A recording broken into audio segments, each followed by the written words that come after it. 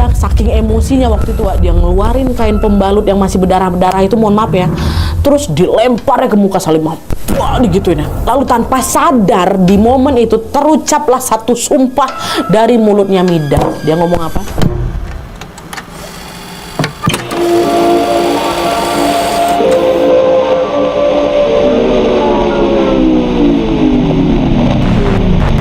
Oke, Wak, jadi kisah ini dikirim sama Wak kita yang namanya sama kayak namaku, yaitu Nadia dari Malaysia. Halo Nadia. Kisah ini tuh terjadi di tahun 60-an dan diceritakan langsung sama neneknya Nadia, Wak, yang namanya Mak Timah. Di sini juga tanpa mengurangi rasa hormat, kita langsung sebut nama-nama tokohnya aja, Wak, ya.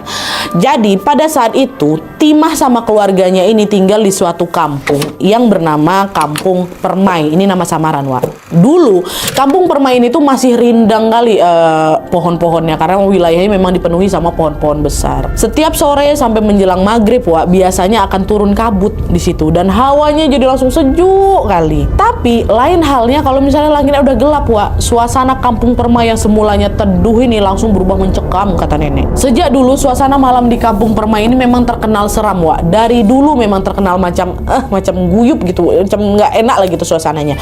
Ada banyak sekali peristiwa menyeramkan yang katanya terjadi di situ. Salah satunya yaitu kemunculan sosok pocong atau yang di masyarakat mereka di sana lebih populer dengan nama Tutut. Nah, kemunculan sosok Tutut yang menghantui Kampung Permai pada masa itu ternyata berkaitan sama keluarga besarnya Mak Timah. Jadi, biar kalian makin kebayang sama isi ceritanya, aku mau jelasin dulu sedikit tentang latar belakang keluarganya dulu ya. Kenapa bisa bersangkut paut sama keluarganya Mak Timah.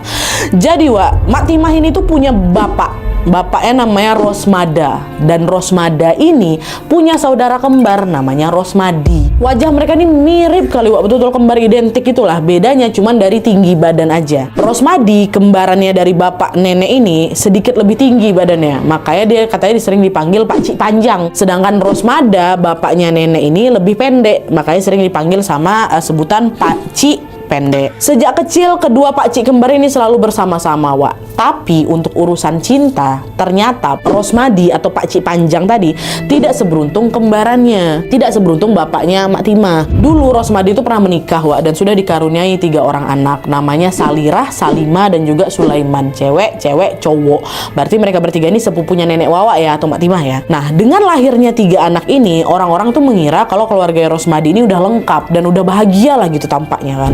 Tapi ternyata pas ketiga anak mereka ini sudah mulai beranjak remaja, Wak, yang terjadi malah sebaliknya. Istrinya Rosmadi ini malah kecantol sama laki-laki lain dan lebih milih ninggalin keluarganya demi bisa bersama si laki-laki itu. Tentu keputusan istrinya ini bikin si Rosmadi terpuruk lah ya kan. Selain ngerasa kehilangan, dia ini juga ngerasa dikhianati. Tapi untungnya beberapa tahun kemudian setelah dia ini berhasil melewati masa sulit itu, Rosmadi akhirnya ketemu sama cinta yang baru, di mana dia jatuh hati sama seorang perempuan yang bernama Midah, Mak Midah, oke?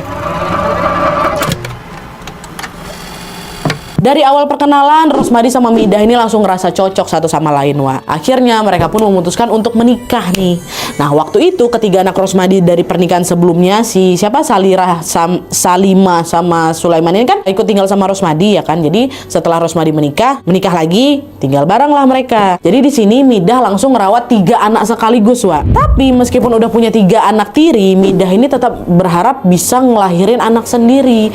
Rosmadi sama Midah pun ikhtiar lah ini untuk punya anak lagi. Jadi macam promil gitu lah. Nah, setelah nyoba promil berkali-kali, Midah tetap nggak hamil, Wak. Udah mulai putus asa nih mereka berdua. Akhirnya Midah bilang lah ke Rosmadi yang lakinya, "Bang, aku capek lah kalau promil tapi gagal terus. Kita adopsi anak aja yuk, Bang," katanya. "Loh, buat apa? Kita kan udah punya 3 anak. Kecuali kita belum punya anak sama sekali, baru kita boleh adopsi," katanya gitu kan. "Tapi mereka itu kan anak dari istri pertama kamu, Bang. Aku pengen punya anak hasil dari pernikahan kita sendiri," kata Midah. "Iya, Abang ngerti. Tapi anak adopsi ini kan juga bukan anak kita sendiri. Terus apa bedanya sama 3 anak abang yang lain?" Kata si Rosmadi. "Ya walaupun cuma adopsi, paling enggak dia bukan anak dari istri lamamu, Bang. Pokoknya kamu adopsi aja," kata Midah kayak gitu. Adalah karena memang Midah ini tetap tetap keras kepala, Rosmadi pun nggak bisa nolak. Mereka pun akhirnya ngangkat, Wak, 1 anak perempuan namanya Rosna. Rosna ini pun menjadi anak bungsu lah ya kan, atau anak paling kecil di keluarganya mereka. Pastinya keberadaan Rosna ini diharap bisa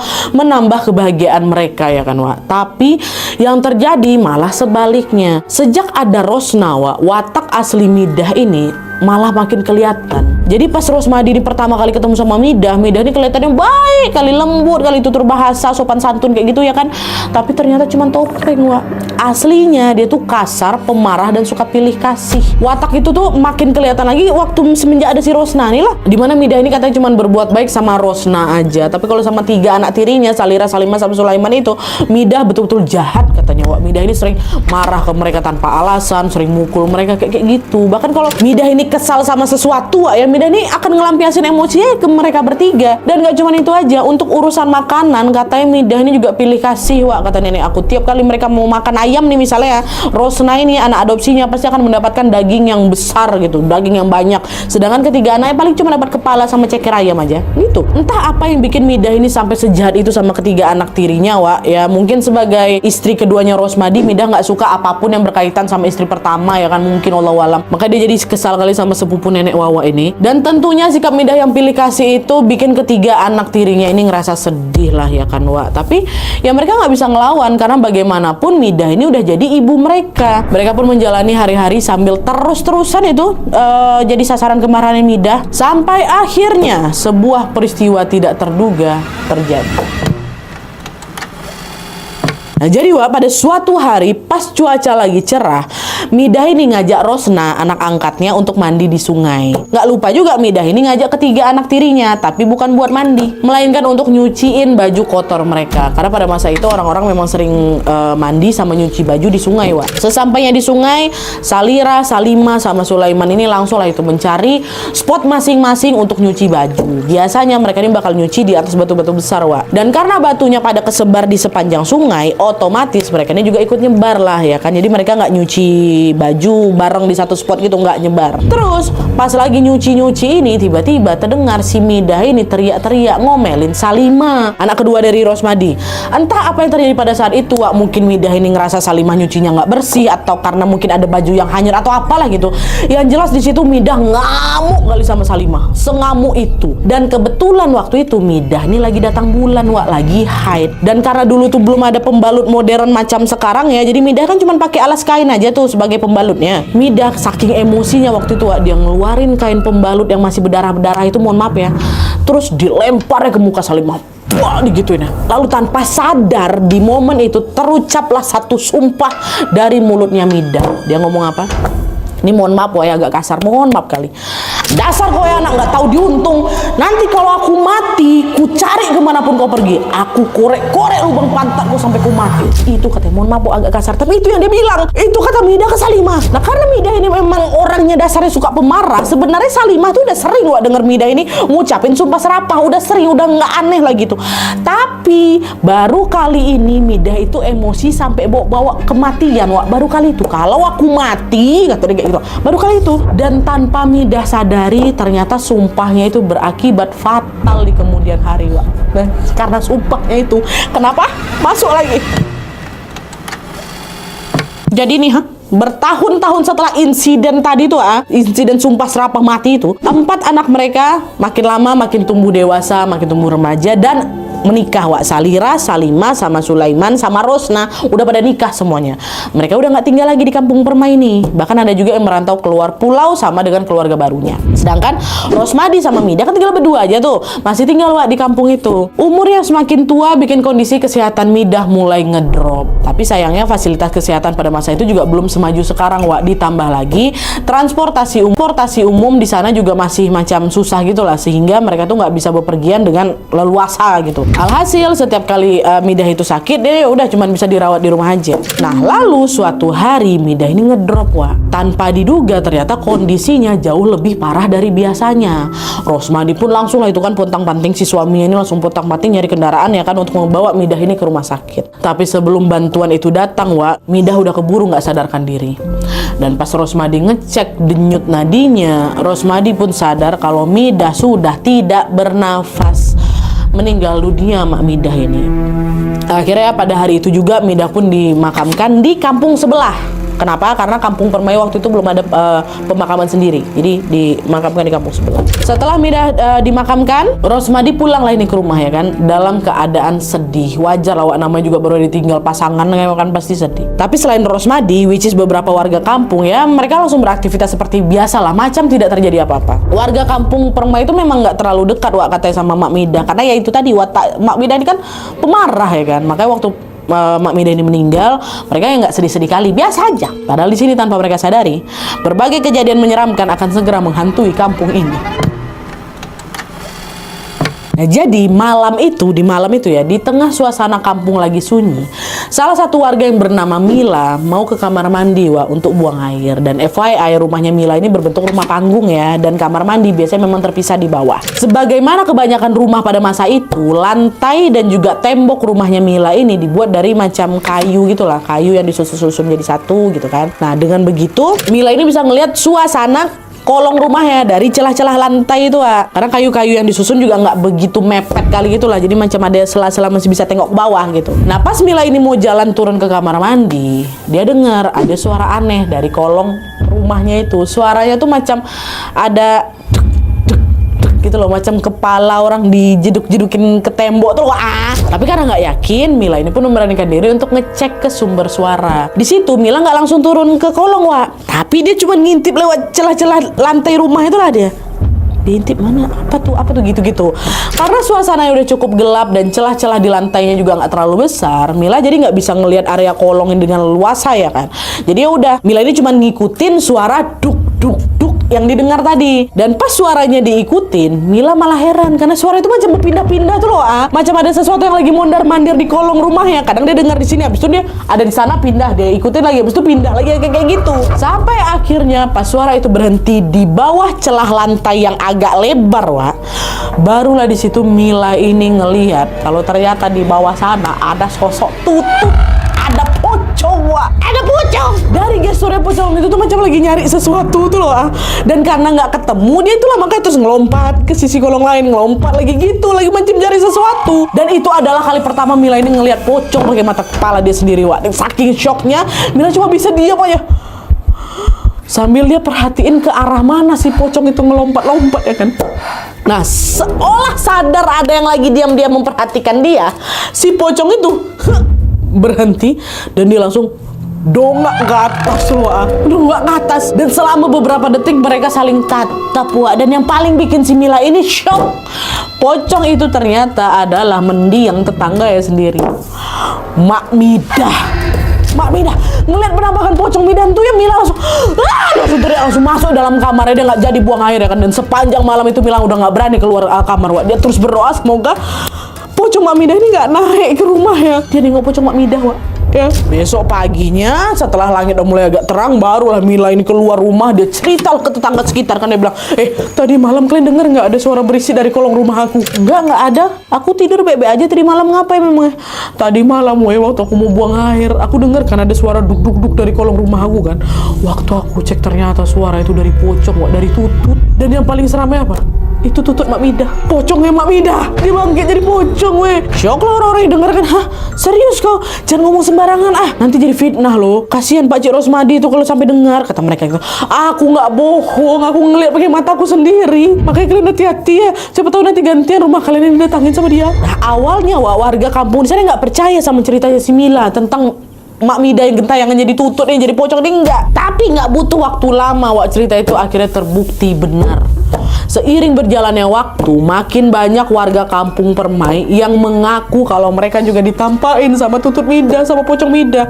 Salah satu warga yang ditampain pocong Midah ini adalah Rohman namanya kan, si Bang Rohman. Waktu itu, sekitar jam 7 malam, Rohman ini baru pulang kerja dengan berjalan kaki. Suasana kampung yang gelap dan sunyi kan bikin si Rohman ini ngerasa was-was kan, apalagi dia udah dengar juga soal rumor pocong Midah yang gentayangan itu. Sebelum ada rumor ini kampung itu juga udah seram kali kalau malam, apalagi ada rumor pocong Midah tetangganya. Jadi sepanjang jalan tuh Rohman cuma diam aja, dia baca-baca doa terus dalam hati ya kan.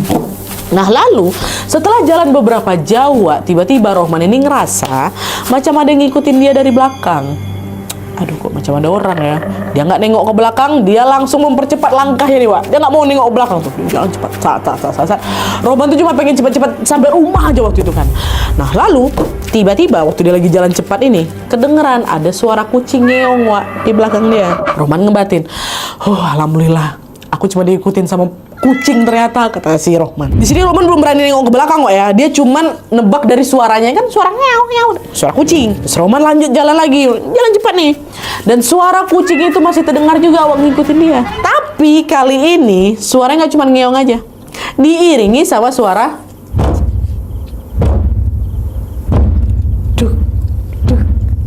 gitu. Langsung merinding si Roman ini kan, kayak aku sekarang, ya kan? Sebenarnya situ Roman udah takut kali Wak, tapi karena dia ini penasaran, beraniin diri lah nengok ke belakang. Dan pas nengok ke belakang ini Wak, disitulah si Roman ini ngelihat ada pocong Midah lagi berdiri sambil ngeluarin suara ngeong kucing itu, jadi ngeong kayak gitu. Ya Allah, jadi suara kucing itu berasal dari pocong Midah. Roman langsung balik badan, dia lari tuh birit-birit ke rumahnya kan. Dia betulan yakin wah ini dia tengok itu adalah pocong Mak Midah sambil keluarin suara ngeongan kucing. Ini salah satu dari sekian banyak warga yang ditampain sama pocong Midah Wak. Nah seiring dengan makin banyaknya warga kampung yang ngelihat penampakan pocong Midah ini, berbagai spekulasi tentang Mak Midah ini pun mulai tersebar di kampung itu Wak. Warga semua pada penasaran apa yang sebenarnya pocong Midah ini cari ya kan. Apa lagi dia cari? Kenapa dia nggak tenang di alam sana sampai dia harus gentayangan ke sini gitu. Beberapa warga bilang, weh selama hidupnya kan Midah ini nggak pernah akur sama ketiga anak ya kan. Ketiga anak tirinya tuh. Apa mungkin Midah ini pernah punya masalah kali ya sama mereka yang mungkin belum selesai kan? Bisa jadi kata ada warga lagi yang bilang bisa jadi. Aku pun pernah dengar rumor katanya dulu Midah ini sempat berantem hebat sama Salimah. Entah berantem soal apa, tapi katanya Midah ini sampai ngucap sumpah kata dia. Oh iya sumpah apa?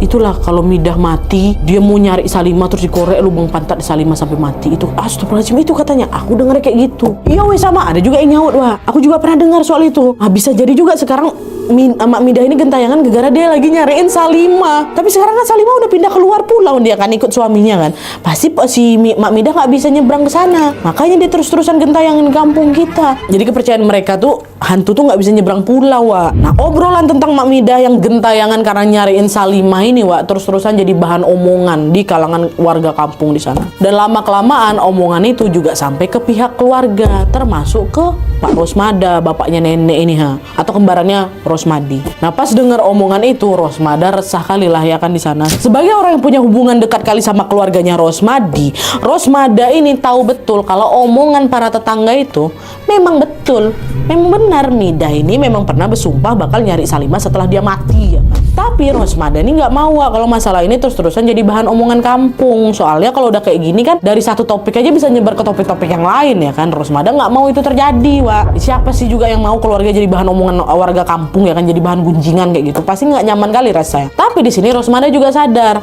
omongan ini nggak akan berakhir kalau pocong Midah ini masih gentayangan. Itu akhirnya Rosmada pun putar otak lah ini mencari cara untuk biar si pocong Midah ini nggak gentayangan lagi. Di situ Rosmada mikir, apa yang harus aku lakukan ya? Aku yakin Midah ini memang gentayangan karena nyariin Salimah. Aku yakin. Tapi masa iya aku harus nyuruh Salimah untuk pulang dulu ketemu langsung sama pocong Midah? Sumpahnya tadi apa? Mohon maaf, korek lubang pantat ya kan? Nanti kalau betul Salimah digitukan macam mana? Sama pocong pula digituin ya? Semakin Rosmada mikirin itu, dia makin ngerasa buntu nih. Aduh macam mana ini?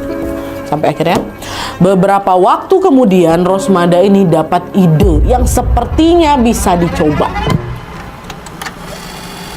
Jadi kisah tentang pocong Midah yang gentayangan ini Wak didengar juga sama warga kampung sebelah, which is kampung tempat Midah ini dikubur. Karena kan waktu itu kampung Permai belum punya kuburan sendiri kan, maka dikuburin di kampung sebelah. Nah kampung sebelah ini juga dengar rumor soal itu. Nah di saat yang sama pas kampung Permai ini lagi gonjang ganjing sama kemunculan sosok pocong Midah ini, di kampung sebelah ternyata juga lagi ramai Wak. Bukan sosok pocong tapi tentang penampakan asap yang sering tiba-tiba muncul di atas kuburan mereka.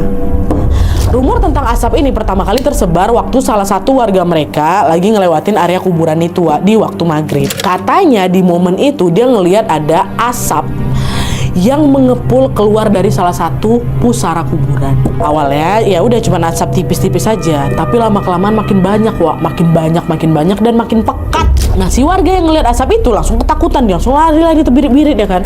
Besok harinya hal yang sama juga kembali terjadi. Salah satu warga yang lain bukan warga yang kemarin, ngelewatin area kuburan itu juga, dan dia juga ngelihat ada asap yang keluar dari salah satu pusara yang ada di situ. Tapi dia nggak sempat merhatiin asap itu dengan detail, Wak, karena dia udah keburu lari juga ketakutan. Ada 2 orang yang nengok kayak gitu, dan makin hari makin banyak juga warga yang ngaku pernah ngelihat asap keluar dari salah satu kuburan di sana. Sampai akhirnya kan udah banyak yang lihat nih, mereka pun berbondong-bondong lah pergi ke kuburan itu untuk ngecek langsung kondisi di sana. Dan ternyata di situ mereka tahu kalau asap itu keluar dari kuburan yang Mak Midah. Nah, waktu itu kabar tentang pocong Midah yang gentayangan di kampung Permai ini juga udah mulai kesebar, Wak, di kampungnya mereka. Jadi mereka di situ heran, kok bisa sama pocong yang gentayangan di kampung Permai ini Mak Midah namanya. Terus asap misterius yang mereka lihat keluar dari kuburan itu juga dari kuburannya Mak Midah. Apa jangan-jangan asap ini pocong Midah yang lagi keluar dari liang lahat nih? Nah, spekulasi ini dengan cepat langsung tersebar kemana-mana, Wak, termasuk ke Pak Rosmada nih. Nah, di situ Pak Rosmada baru dapat ide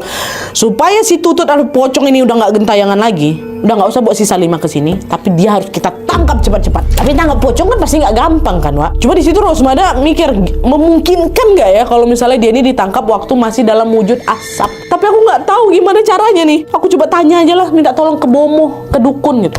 Dah, besok harinya Rosmada betulan, Wak, dia langsung pergi ke rumah Bomo nih. Dan by the way, ini semua dia lakukan tanpa sepengetahuan Rosmadi, Wak, ya. Waktu itu Rosmadi ini nggak dikasih tahu apa-apa karena dia masih agak terpuruk gitu lah karena kematiannya Midah. Makanya Rosmada ini bertindak sendiri karena dia nggak mau bikin kembarannya itu makin kepikiran lagi setelah dia tahu istri yang gentayangan kayak gitu kan. Nah, dah, akhirnya setelah Rosmada ini menceritakan semuanya ke si Bomo, pada saat itu juga mereka langsung ngedatengin kuburannya Midah, Wak. Saat itu juga sesampainya di sana, mereka ngelihat rupanya ada macam lubang kecil gitu, Wak, tepat di depan batu nisannya si Mak Midah. Bomo bilang, ini pasti asapnya muncul dari lubang ini nih. Kemungkinan lubang inilah yang jadi pintu masuk dan pintu keluarnya si pocong Midah. Rosmada jawab, terus kita harus ngapain nih, Tok? Kita tunggu sampai asapnya keluar? Jangan, kata Tok Bomo, jangan. Justru kita harus udah siap-siap sebelum asapnya keluar.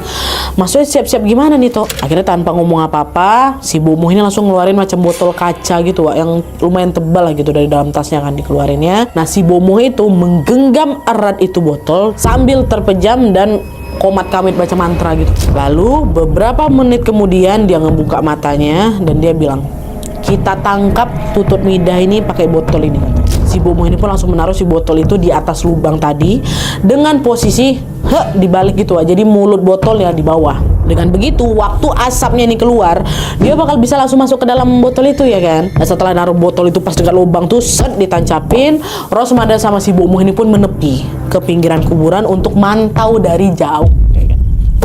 Mereka diam di situ. Lalu waktu pas maghrib masuk, Wak, apa yang mereka tunggu-tunggu akhirnya tiba.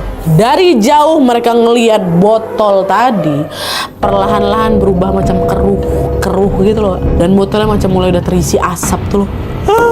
Semakin pekat warna asap ya, botol itu juga mulai agak bergetar gitu katanya. Dan sebelum botolnya itu jatuh, karena mungkin berat apa kayak gimana ya kan, si Bomo langsung cepat-cepat nyamperin, ditutup ya langsung botol itu serapat mungkin.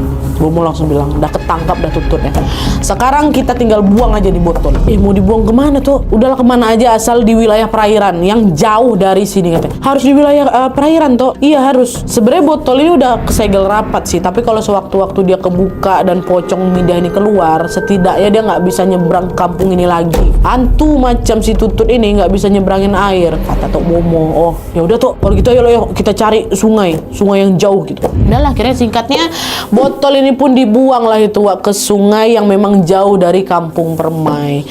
Dan sejak saat itu pocong Midah udah nggak pernah muncul lagi, Wak. Nggak pernah. Setelah masalah ini teratasi, Rosmada pun nggak pernah cerita apa-apa ke Rosmadi. Nggak ada. Tapi Rosmada ini sangat yakin sebenarnya Rosmadi ini harusnya tahu sih soal mendiang istrinya yang sempat gentayangan jadi pocong itu. Cuman dia mungkin lebih memilih diam. Rosmada pun menghargai sikap saudara kembarnya itu di situ. Yang penting sekarang masalahnya sudah selesai dan mereka bisa melanjutkan hidup mereka.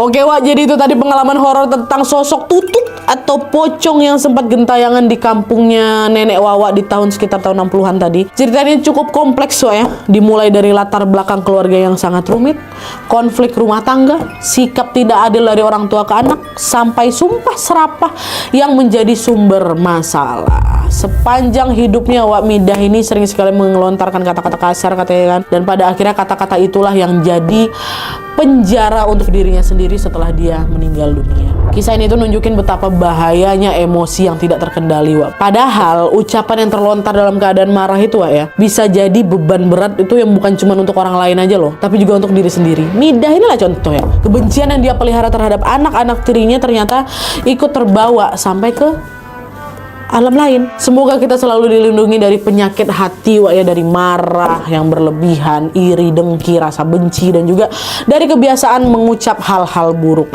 Ingat Wak, bahwa semua yang ada di sekitar kita ini nantinya akan menjadi saksi dari perbuatan yang kita lakukan di dunia. Jadi selalu jaga diri Wak ya, jaga diri, jaga ucapan. Biasakan mengucapkan hal-hal baik biar kita ini juga ikutan baik gitu. Gitu Wak ya. Oke, Wah jadi ya gitulah dia, sekian dulu videonya. Terima kasih banyak yang sudah menonton. Kalau kalian suka video ini, klik like-nya. Jangan lupa komen di bawah tidak ada dan saran-saran untuk selanjutnya. See you next video, Wak. Bye.